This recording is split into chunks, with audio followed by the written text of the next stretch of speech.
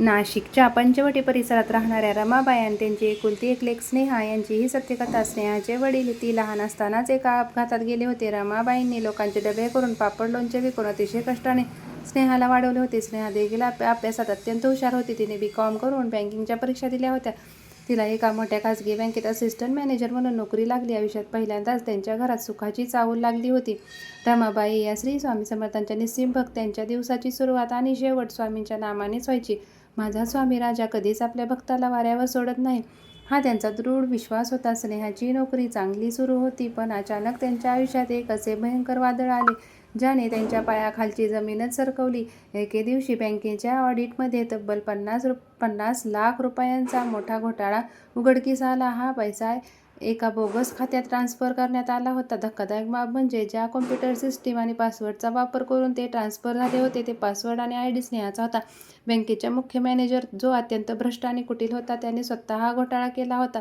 अत्यंत हुशारीने सर्व पुरावे स्नेहाच्या विरोधात उभे केले होते. स्नेहाला हेड ऑफिसमधून सस्पेन्शन लेटर आले आणि उद्या सकाळी पोलीस चौकशीसाठी बँकेत बोलावले गेले. तेव्हा तिला मोठा धक्का बसला. 50 लाखाचा घोटाळा म्हणजे थेट जेलची हवा. जिने आजवर 1 रुपयाचीही बेईमानी केली नव्हती, तिच्यावर एवढा मोठा आळा आला होता.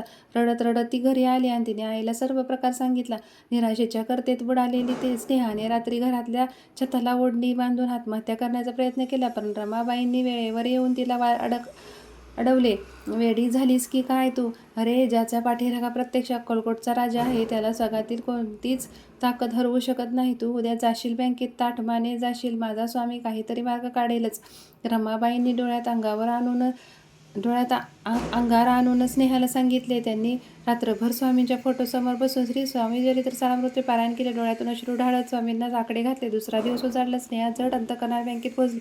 बँकेत मोठा तणाव होता. पोलीस इन्स्पेक्टर त्यांच्या टीमसोबत आलेले होते. मॅनेजरच्या अतिशय आत्मविश्वासाने पोलिसांसमोर सिस्टीममध्ये लॉग्स आणि कागदपत्रे ठेवली. साहेब, स्नेहानेच काल लंच ब्रेकच्या वेळी 50 लाख रुपये ट्रान्स्फर केले आहेत. सर्व डिजिटल पुरावे तिच्या विरोधात आहेत. मॅनेजर खोटेच बोल म्हणाला. स्नेहाने पोलिसांसमोर हात जोडले. ती रडून सांगत होती तिने काहीही केले नाहीत.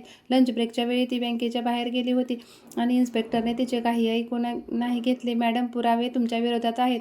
तुम्हाला अटक करावी लागेल, असे म्हणत इन्स्पेक्टरने कॉन्स्टेबलला हातकड्या घालायला सांगितल्या. स्नेहाच्या डोळ्यासमोर अंधार दाटून आला. आता सर्व संपले. आपण जेलमध्ये जाणार आणि आपली आई धक्का बसून मरणार, या विचाराने ती सुन्न झाली. सस्पेन्स शिंगेला पोहोचला होता. कॉन्स्टेबल स्नेहाच्या हातात हातकडी घालणार तेवढ्यात केबिनचा दरवाजा जोरात उघडला गेला. एक अतिशय वृद्ध, पाठीला वाक आलेला आणि अंगावर खाकी शर्ट घातलेला एक अनोळखी पोस्टमन आत आला. त्यांच्या डोक्यावर गांधी टोपी होती आणि चेहऱ्यावर एक तेज होते. साहेब, या बँकेचा मॅनेजर कोण आहे?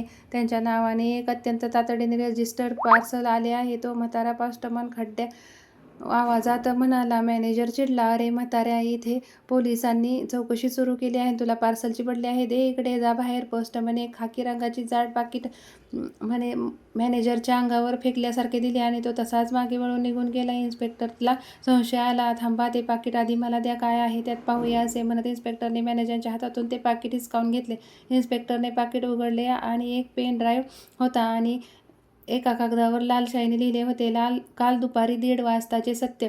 इन्स्पेक्टरने ताबडतोब त्या पेन ड्राईव्ह तिथल्या लॅपटॉपला लावला. त्यातील व्हिडिओ सुरू झाला आणि सर्वांच्याच पायाखालची जमीन सरकली. तो व्हिडिओ बँकेच्या आतलाच होता, पण एका अशा अँगलने काढला होता जिथे बँकेचा कोणताही CCTV कॅमेरा नव्हता. व्हिडिओमध्ये स्पष्ट दिसत होते की स्नेहा लंचसाठी बाहेर गेल्यावर मॅनेजर स्वतः जोरपावलांनी स्नेहाच्या डेस्कवर आला आणि त्याने खिशातून एक कागद काढला. त्यावर स्नेहाचा पासवर्ड लिहिलेला होता. त्याने तो पासवर्ड टाकला. 50 लाख रुपये ट्रान्स्फर केले आणि सिस्टीम लॉक करून तो निघून गेला.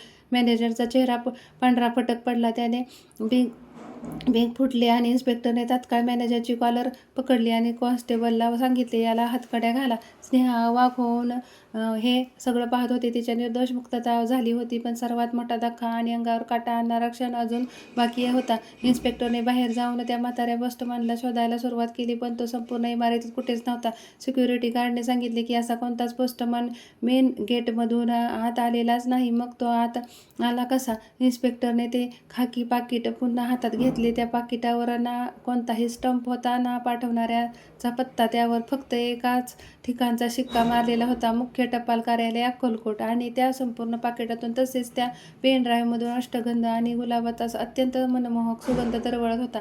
हे पाहताच स्नेहा तिथे जमिनीवर बसली आणि तिने दोन्ही हात जोडून डोळे मिटले. तिच्या अंगावर अक्षरशः रोमांच उभे राहिले होते.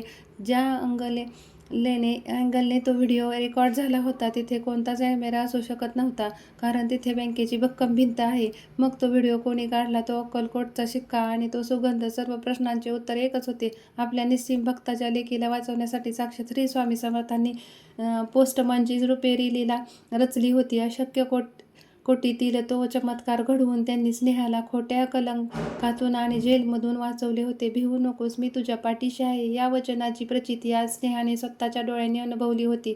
श्री स्वामी समर्थ मित्रांनो.